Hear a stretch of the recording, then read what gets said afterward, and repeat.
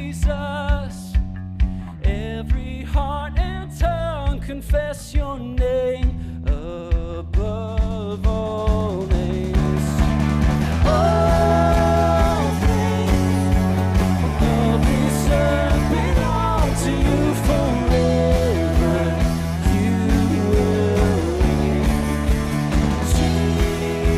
Jesus, every heart and tongue confess your name above all names. All things of this earth belong to you forever. You will reign. You reign. You reign. Is the name of Jesus Christ. Heaven and earth declare all praise to Jesus Christ.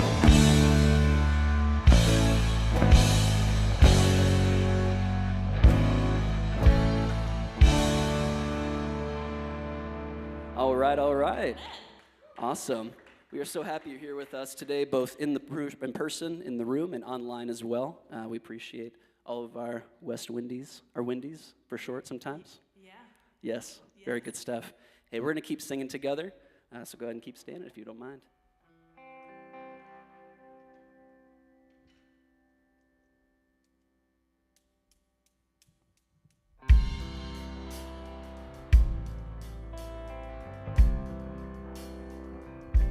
In the light of your love, so pure and so clear, there's nothing I want and nothing to fear. You tell me that I'm free as a child, I've nothing to fear. In the light of your love, in the light of your love, my heart is your home, never abandoned and never alone. You tell me I'm yours, shielded and sure. My heart is your home, in the light of your love. I wanna live in wild abandon. I wanna know the heart of heaven.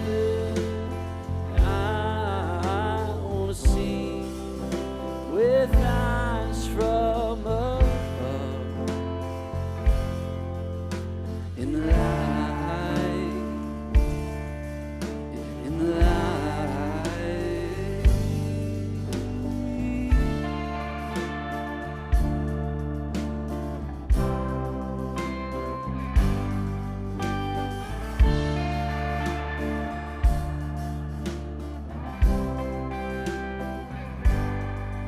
Will you open up my eyes? Will you open up my eyes? Will you open up my eyes? Will you open up my eyes? And I wanna live in wild abandon. I wanna know the heart of heaven.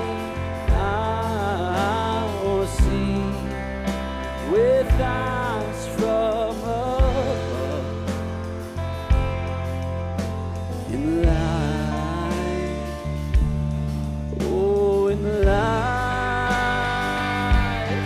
light of your love,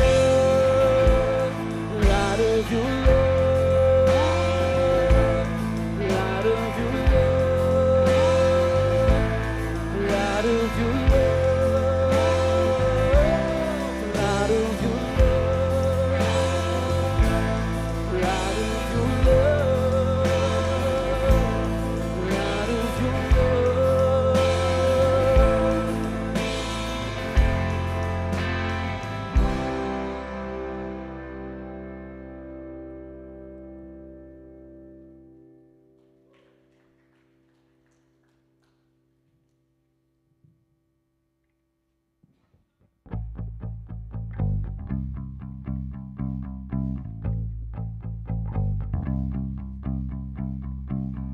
The wind is strong, the water's deep.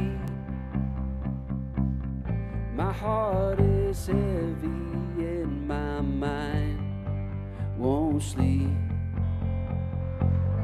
Oh, can you hear my fear? It breathes.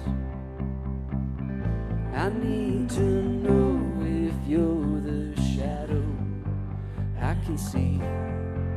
I wanna run to you when the waves break through.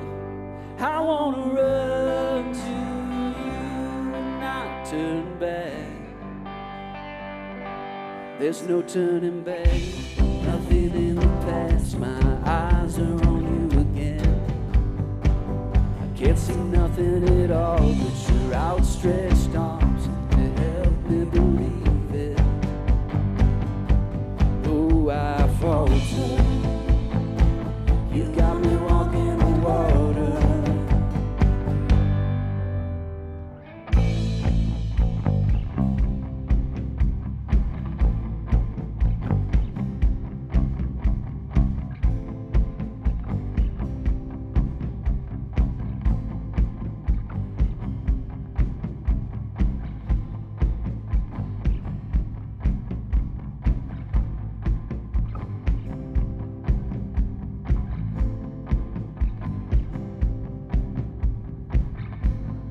Now can we hear me? Okay, it's always me. Every single time, it's me. Listen, this morning, we are going to baptize some people. Okay. All right. So I left that moment of silence for everyone here who has not been a part of a West Winds baptism. We celebrate baptism. It's not somber. We're gonna cheer as people come out of the water. Why? Because we really believe that when we center Jesus in our lives, that Jesus changes us, but doesn't just change us as the end point, but changes us in a way that is good news for the world. And so today, as individuals come out of the water, we're going to cheer and celebrate the change in their life. We're going to remember how Jesus has changed our lives, and we're going to celebrate what that means for the world around us. So we ready for a couple baptisms this morning? Okay. So I'll just give a little celebratory instructions. We'll sit as they go under. When they come out, let's cheer. And then when the next person comes up, let's sit again so we can all see. Does that sound good? All right, here we go.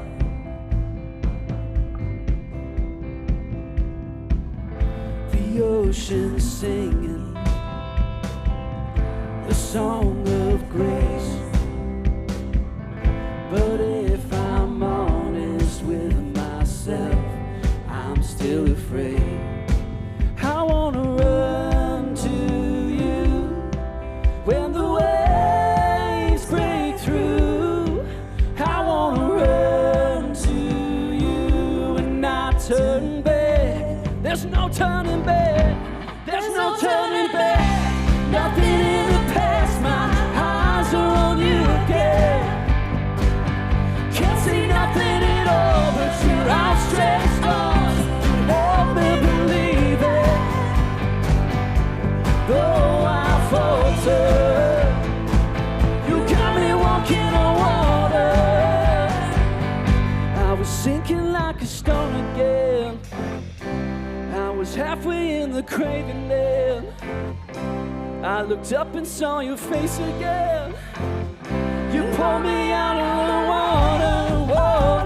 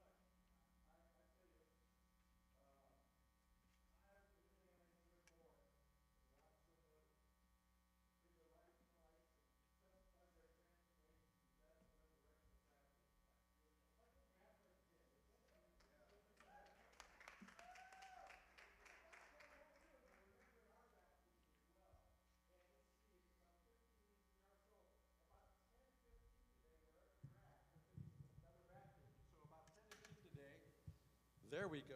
I can quit yelling. I can talk now. So about 10:15 today at the next baptism, wherever you're at, stand up and cheer, okay? If you're in a restaurant, they might not know what's going on, but stand up and cheer. We're glad you're here today to celebrate this, and I'm so glad we do it together. We don't go off in a corner to be baptized, because it is being baptized into Christ and into his body and be resurrected again together. And so thank you for sharing that with us, and I get to do it again next service. Share it again and fight back the tears again. We're glad you're here. Lent is such an important time. We're being very intentional about it. And one of the things that we're intentional about is the pilgrimage, the journey together. And we don't want anyone to feel like they're taking it alone, because even though it's personal, it's not private. We do it together. And so table groups are an important part of Lent this year. If you'd like to be part of a table group is a place you can get to know people, or it may be with people you already know pretty well. It's a place to pilgrimage together, to journey together through Lent. And there'll be some prompts and a way you can remember Lent specifically. If you'd like to be part of a table group, you can go to the app, the West Winds app. There'll be somebody out in the lobby there by the fountain that can help you and get you signed up for one, or just answer any questions you may have about that. And another intentionality in our church is giving, because giving is one of those things that if we learn to do it regularly and systematically, it becomes a part of our gift to God every week, every month, however you do it. And we have a lot of different ways you can do it. There are containers at the back of the room if you'd like to give physically, cash or check or anything like that. Also, you can do it online, and I think that's the most convenient way. That's the way Carol and I do it. You can give one time. You can set up that it comes out regularly. And you can go to the website and give there. There's a kiosk there, but also again on the app, the West Winds app on your phone, you can give there as well. But I got to tell you, when I do my stuff and type in my bills, my favorite one is the tithe. I like that a lot more than taxes for some reason. I'm not sure why. But we're so glad you're part of us today. And on this special day, it's special because it's the first day of Lent, and it's special because we get to witness those who say, I am buried with Christ and I am risen with him. Praise the Lord. Thank you so much. Thanks, Phil. All right. So I've been kicking around West Winds for about 10 years now, and back in those days, if any of y'all were around then, John Bowles was the creative pastor, and he was also a mentor of mine, and he actually taught me the value, especially because we played his songs all the time that he wrote. He taught me the value of singing a song for a specific group of people for a specific time in a specific place, and how that can be pretty profound and transformational for not just the person writing it, but also the people who are involved in it, because it's for them.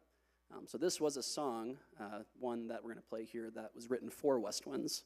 And it was written, at the time, I was really keen on the idea of process and how sometimes painfully slow, all of life is a process and all of change is a process. A lot of times change is scary, but there is also change that's worth celebrating, and like what we saw today.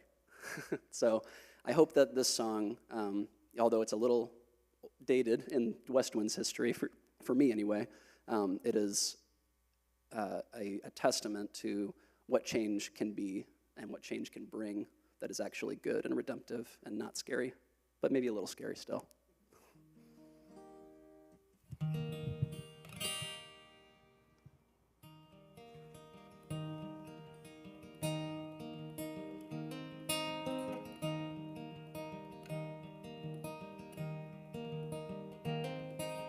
God made me like a seed, planted in good soil, and not on the rocky ground that I've been treading on lately.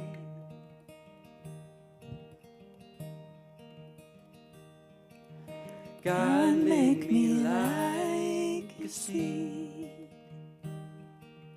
plant me in your garden, and keep me away from all of the thorns, the thistles, and the weeds.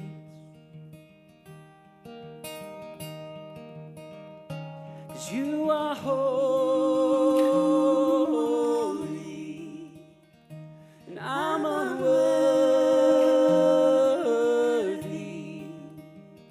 but you are making me holy.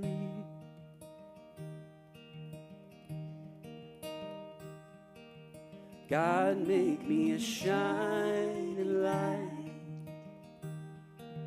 Place me on a lampstand, 'cause I've been hiding away in the dark for quite some time. God, make me like a mustard seed. Though I may be small, I know you're growing something big deep down inside of me. 'Cause you are holy, and I'm unworthy, but you are making me holy. Do you want to sing that? You are holy, and I'm unworthy, but you are making me holy, set apart for what's unseen, and you are all I will ever need.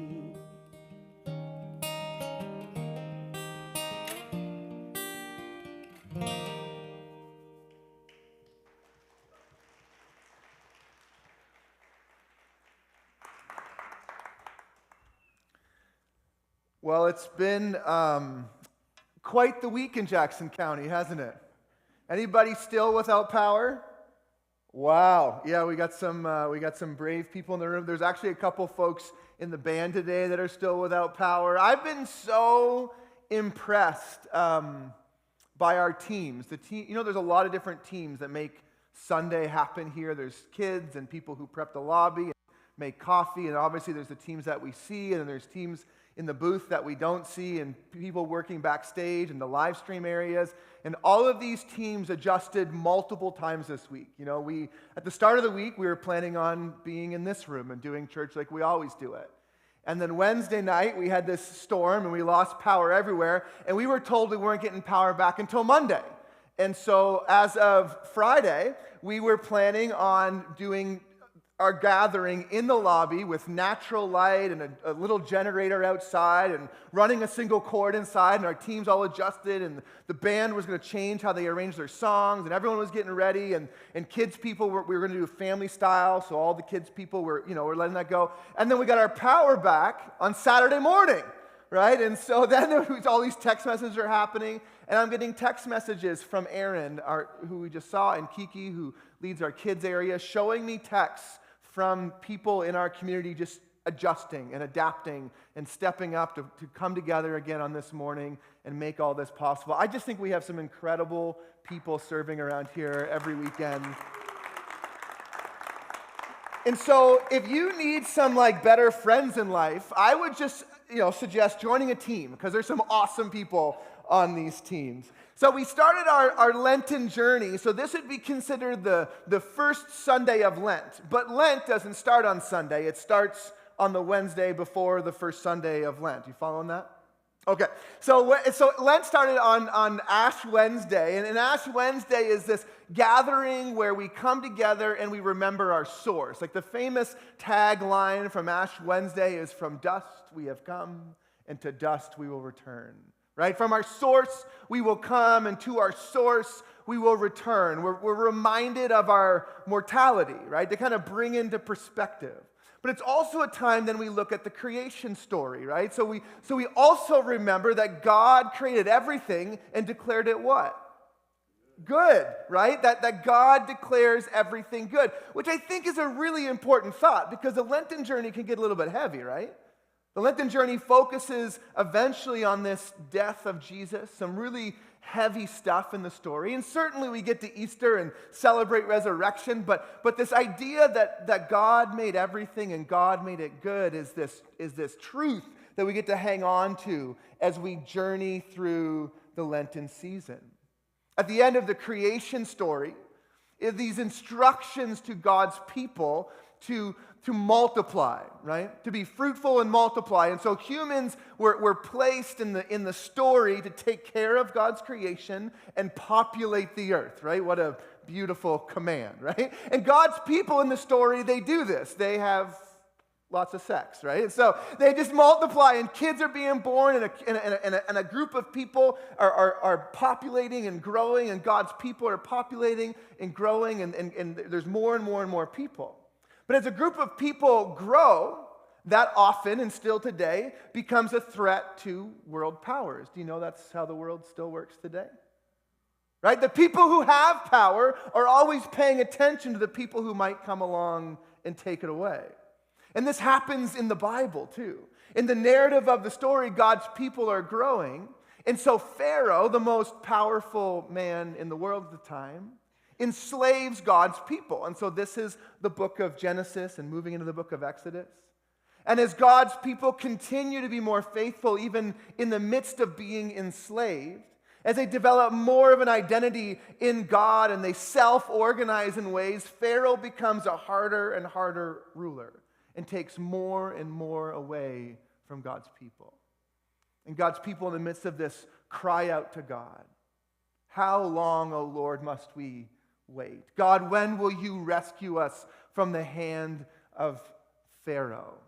And as the story goes, God hears the cries of his people and sends someone by the name of Moses to approach Pharaoh, the most powerful man in the world, and just let him know, "I'm here to take my people away from you," right? This is the story. And what's amazing in the story is you would think at this moment, right, that Moses would come in, rescue God's people, and then they would just like step into this beautiful land flowing with milk and honey, right? That's certainly, like if God's people were in slavery and God rescues them from slavery in a dramatic fashion like he did, where he's leading them into would be with this beautiful, maybe this self-healing place with lots of yoga and boba tea, this is what I imagine how it should be. But that's not how the story goes. God actually leads God's people into a desert to wander for 40 years. See, because there's this overarching wisdom in the story that God wanted to prepare God's people for the promised land. That there were some things in them that would affect the way they act on the external that needed to be reconciled or reckoned with. See, in the biblical narrative, you can even begin to see throughout Scripture as depending on where people sit in the power dynamic of society, changes how they approach their life. See, for a lot of God's people, they grew up in slavery. Actually, for all of God's people at this point, would have grown up in slavery. And so part of wandering the desert was freeing their heart from, can I use a church word? Sin? Was freeing their heart from the sin of believing they weren't enough. Right? And so there was all kinds of ways this showed up for God's people in the desert. There's all kinds of ways that this would get expressed in their life, that you certainly are enough, that the God you worship is enough, that being called by God is enough, that you don't need all of the things that you think other places need, other people groups need, that you don't need all these other gods, that you don't need to work 7 days a week to prove your value, that you don't need to bicker with each other and fight with each other, you don't need to work this ladder scheme where you're trying to get ahead of the other. You don't need to do any of that because you are enough, right? So God was rooting this out of them in the desert. But there was also the external reality where God was changing their desires. See, being enslaved also meant that inside of God's people was this desire not to be free just from slavery, but then someday then to have power over other people. And so God in the desert is working this out of God's people too. See, the sense was, right, if God just leads them into the promised land right away, what are they going to do? Well, they'll enslave other people. And do you know that God is against all forms of slavery? All kinds of slavery and any kind of system that promotes and keeps slavery going, God is against that. That's not in the Genesis narrative. That's not good. And so God is working with God's people in the desert. But also in the narrative as the reader, I think it's asking us also to contend with the ways that we promote enslavement. Certainly we could talk about that in the practical sense, but generally the ways that we are a part of systems or the things that we believe in our own lives that continue to uphold, can I use the church word again? Sin. See, as you read the story, it's actually shocking. It's shocking how people of privilege in the story have such distance from slavery that they can lie to themselves about how their lifestyle affects other people. It's really jarring in the biblical narrative. And so God, through the narratives of the desert and the way these stories were told throughout the history of God's people, it was also meant to help root us out of the ways that our power or our privilege or the things we hang on to affect other people. But it's also true that this mentality plays into the way we view sin, can I use that word again, in our own lives, right? That it's privilege that allows us to pretend that there is no sin in our lives, that there is nothing in me that needs to radically change. And so this time in the desert just shines a light on so many layers of what it is to be human, but not just what it is to be human me by myself, but the way that my decisions and my life and my postures and my beliefs affect the world and people around me. This is the invitation to journey. This is the season of the desert for God's people.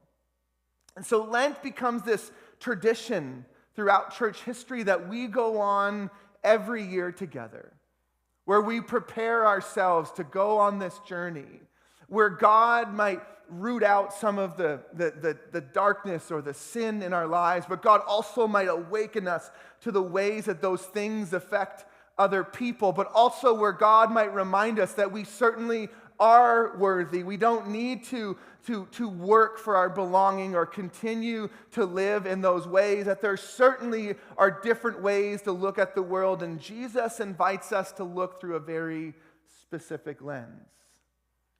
Him.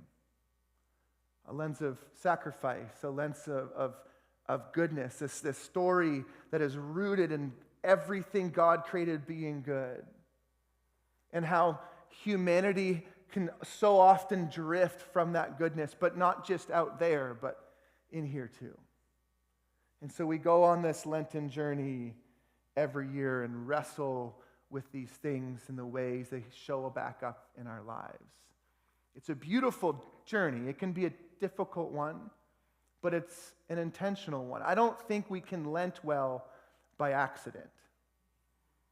It's really hard to end up at the top of a mountain by accident, right? These pilgrimages or these journeys that we go on them on purpose. And today I hope to invite us to journey. You know, as we look through the narrative of Jesus, and we will, as this Lenten journey moves forward, more and more talk about the journey of Jesus to the cross, and there's all these people around Jesus. And I think these people around Jesus, you know, the way these memoirs are written are to help us maybe identify with different people who are with Jesus on this journey. Because we all respond differently in a pilgrimage. You ever gotten lost before with your family? Right? Some people are like, it's no big deal, it's all good. Someone else is like losing their mind, right? Someone else is like, but when are we going to eat? Right? Let's ration the snacks. Don't eat that chip, you know? Like everybody responds in these moments together, and this is true of the Jesus narrative as well. You know, one of these characters that we see a lot in the narrative is this character of Peter. Because as Peter is faced with his own mortality or his own sin or the things inside of him, Peter responds in different ways, right? There are times when people are coming to attack Jesus, to take him away, and Jesus is reaching for his sword as if to kill them or if to fight them with violence, and Jesus would rebuke Peter and say, no, that's not the thing we're doing. That's not the world we're building together. That's not the world we're co-creating together. But then there are other times when Peter is so ashamed of himself that he's hiding from Jesus and protecting himself and trying to pretend that the sin in his own life doesn't affect other people. But Jesus also, with great compassion, approaches Peter in these moments, right? No, that's not it either. That's not it either. There's another way, there's another world we're building. I think sometimes it's difficult for us to maybe look at the ways that the things in us affect other people. But I think if we pause for a minute, and this is something that a Lenten pilgrimage can do, it's not that hard if we'll pause, right? If we're willing to consider and open our eyes. I mean, let's just take one small thing, which is actually maybe a big thing, but pornography. You know that pornography is more accessible in our world today than it's ever been. And I think it's easy for someone who is addicted to pornography or struggling with pornography to think about this only affects me, right? It's just me and my computer. I'm by myself. How does this affect other people? When we take a step back from pornography, we can assess the ways that we are investing in a culture that is enslaving people all over the world. That when I participate in this behavior, I'm promoting and investing in an economy that is enslaving vulnerable people worldwide. But then beyond that, when we look at the science behind pornography, it's rearranging people's brains and affecting people's emotional attachment capacities and how they view the world. So now it's affecting their relationships with their spouse or their friends or their kids. And then anybody who is a counselor or has ever been to counseling, is a therapist or ever been to therapy, will tell you that those things play themselves out through generations, don't they? Like the way we relate to our children will affect the way they relate to their children and their spouse in the future. Right? You see how we can convince ourselves that these things are so small and that it's just me. It's never just me. And so Lenten is both an internal journey and an external journey. It's recognizing the connection. And we could do this with all sorts of things in our life. You know, I've shared a few times about my family. I come from generations of alcoholism, abuse, emotional abuse, physical abuse, sexual abuse, all of it. It's all there in my family tree.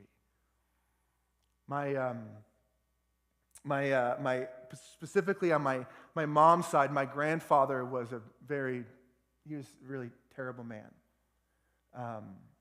And most of his kids left as soon as they could. But his father was a terrible man. And what's amazing, though, is I've been able to bear witness as a kid how my parents began to produce healing in their life. In some really vulnerable moments, turned to Jesus, and Jesus rearranged our life. But that's not been without challenges, right? There's been times, even post-Jesus, that the past has shown up in random ways. It's shown up in our home or shown up around a table, or there's certain situations that we've gone through together that has brought up some feelings or emotions or even behaviors from the past that we thought were so far gone. But what's been so amazing about my mom and dad is how we've continued to walk through those things, that I had a front row seat to watching baptism, resurrection, change happen in their life over and over and over again. And so Lent is this journey where we're reminded that we don't have to run from our past. We don't have to pretend anymore. And the reason we don't have to is because, friends, we know where the story ends. Resurrection. For God's people in the desert, they didn't know when it was going to end. For Jesus' disciples, they weren't sure when he was going to resurrect. We live on the other side, and we know how the story ends, which is the power, which what gives us the courage to not pretend, to look, and to go on this kind of journey. As you came in today, we all should have got this piece of paper. And we tried to just kind of loosely lay out a bit of a map of the journey. I want to take just a few minutes today and look at this map and maybe just talk about some of the stopping points along the way, right? So Wednesday was Ash Wednesday. We talked about that.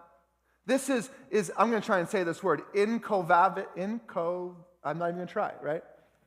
It means invite. It's like this invitation to journey. That's what we're doing today. That's what I'm trying to do today, is invite us to go on this journey together. Next Sunday will be Remansir Sunday. It's this idea that we remember the things that God has done in our past to give us the courage to face the things coming in our future. Right? We remember that God has been faithful to us before, which will maybe allow us to face some of the scariest things in our life right now. Oculi Sunday is the next Sunday, which is all about oculi, just means it's eyes, right? It's about looking, it's about seeing. It's about having the courage to look at the dark places in our life, but also to look at the dark places in our world. Because sometimes it's easy and often preferable to be blind to those things, right? So Oculi Sunday is this reminder that we can look. As people of the resurrection, of people who know where the story is going, we can look and work towards good news. Later Sunday is a Sunday that just means rejoice. And folks, if there's a Sunday, like if you're like a nominal churchgoer, right? If there's a Sunday I would recommend circling on your calendar, it's that Sunday. We are going to rejoice. And the next Sunday is when the story gets difficult to follow. It gets really, really tough. And so there was this tradition in church history to look ahead at what resurrection looks like, right? Before we take the tough journey, let's remember where the story goes, you know? And so we spend an entire week declaring what is good. We spend an entire week rejoicing in the good things. We'll spend an entire week where, you know, you can give yourself permission to treat yourself. You know, like if there are things in your life, if there's self-care, if there's things in the community of goodness that you want to point to and participate in, that's the week, and we've got some really fun stuff that we're working on for that week. I'm just saying, if you miss it, you're going to miss it, okay? And then the next week, okay, is when we start to take the descent. The next weeks are Passion Sunday and Palm Sunday. This is where we begin to follow Jesus and his days leading up to the cross. And then Palm Sunday will follow Jesus into the city where he's approaching crucifixion. And we'll walk through that. The Maundy Thursday is where we look at Jesus' last moments with his closest followers. Good Friday is when we really face death. But then Easter Sunday, we'll gather together. We're going to do 3 services on Easter to make sure there's room for as many people as we can pack in to celebrate the reason we do what we do. Jesus' resurrection. Jesus' resurrection. I hope you'll intentionally go on this Lenten journey. If you've been considering maybe, trying to put some more regular practices in your life to center Jesus, Lent is just an open invitation to do so. That it could be just making it a point to be here on Sundays. Maybe it's committing to being willing to look, being willing to consider the way these things affect your life. Maybe it's joining a table and saying, you know what, I'm going to get out of my, personal bubble and journey with some people through this season. I'm going to open myself up to being maybe just a little more vulnerable. Maybe that's the journey for you. But a month ago, I was at Disney, Magic Kingdom, most magical place on earth. Allegedly. And if you've ever been to Magic Kingdom, the day ends with fireworks, right? Everyone gathers in front of, the famous Disney castle. And literally, this was, the whole day to me was just kind of like, are we still doing this, But the fireworks at the end of the day, the most amazing fireworks I've ever seen. And I'm not exaggerating. It literally was the most amazing fireworks show I've ever seen. It was incredible. And it was so incredible that I had my phone out and I was ready to get video of this. And as I was looking through my phone, I could see all these other people with their phones out. And I had this moment, like, what am I doing? Like, it's the most amazing fireworks show I've ever seen. And I'm looking through a screen this big with a bunch of other people looking through a screen this big. And so I put my phone down and I put it in my pocket and I just stood back and said, this is amazing. Someone designed this. Someone created all of these fireworks. Someone designed when they take off and when they go. Someone designed there was like lights hitting the castle and really sentimental Disney moments being projected on the castle. Someone created all that. Tinkerbell like flies in the sky over top. Someone figured out how to do that. This is an incredible moment. And all of these people are experiencing on a screen this big when it's going on all around us. Do I need to segue this? I mean, isn't this what's going on? I think so often our lives can be we can just come to this place where we're so consumed with the calendar and the schedules and the bank accounts and the stress and all the things, and our world just starts to get smaller and smaller and smaller. And so every year the church approaches Lent. And it's a reminder that there's this whole thing going on. Someone made all of this. There's this incredible fireworks show going on in the world. God's doing good things. Resurrection is happening all around us. And Lent helps us put our phone in our pocket and pay attention to what's going on. I want to finish today by looking at Jesus' invitation to journey. We'll return to this passage later in Lent. But this is what Jesus says to his disciples in Mark chapter 8. Jesus began to teach his disciples the human one must suffer many things and be rejected by the elders, chief priests, the legal experts, and be killed. And then after 3 days, rise from the dead. He said this plainly, but Peter took hold of Jesus, there's Peter again, and scolding him began to correct him. Jesus turned and looked at his disciples, then sternly corrected Peter, "Get behind me, Satan, you are not thinking God's thoughts, but human thoughts." After calling the crowd together as disciples, Jesus said to them, "All who want to come after me must say no to themselves, take up their cross, and follow me.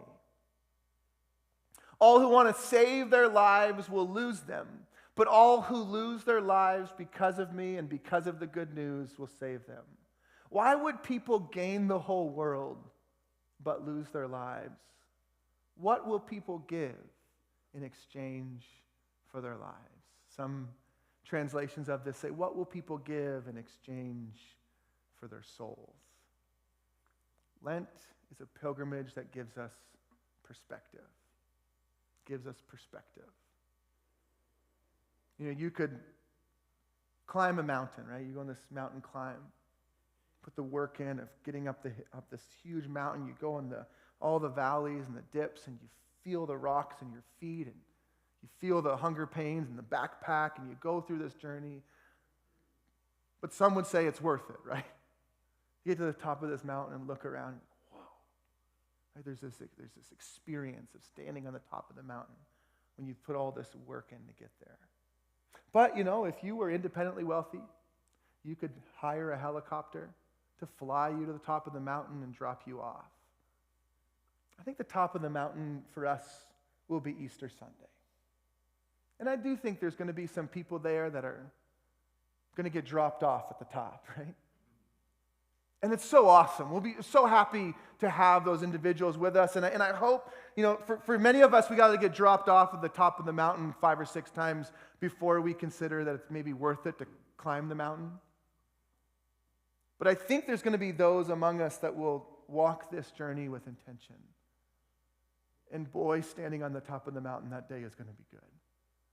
It's going to be so powerful when we celebrate resurrection, and it's more than this abstract idea.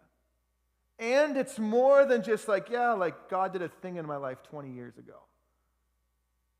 But we've climbed this mountain, and we can point to some stoppings on the pilgrimage to say, man, I am a different person because of the Lenten journey, not one a long time ago, or not because I've experienced it from a distance, because I walked it. I climbed this mountain to get here. I want to invite us in this season to put our phones away, climb the mountain, be intentional on the journey. Will you come with me on this journey? I hope you will. Let's pray together, and then we'll sing together one more time before we go.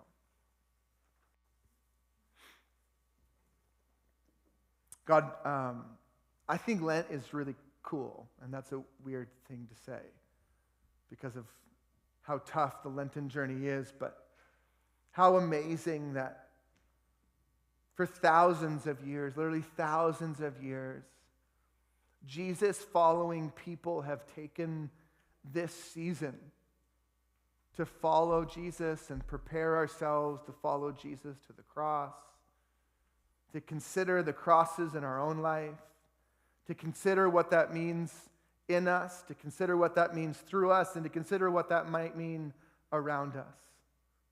That we journey together in dark spaces and hard spaces, knowing that we eventually get to Easter Sunday. It's the celebration of resurrection. And so, God, I pray in this season that you give each of us the courage to journey, the courage to participate, the courage to climb the mountain rather than taking the helicopter, the courage to put our phones in our pockets and learn to see the fireworks show going on around us, maybe for the first time or perhaps again. In a weird way, God, we look forward to this journey with Jesus again this year. Amen.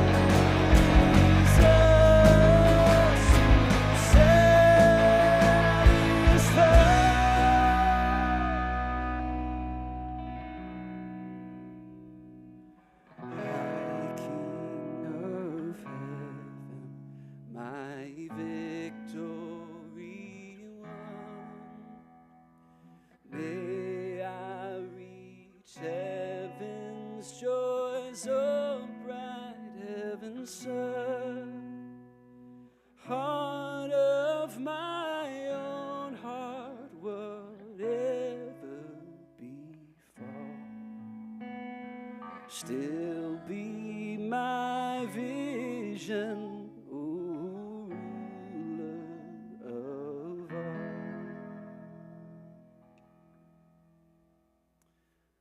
God, be our vision, be our ruler in every circumstance, in the valley, on the mountaintop, and everywhere in between. Amen. Go with God, everybody. Have a great week.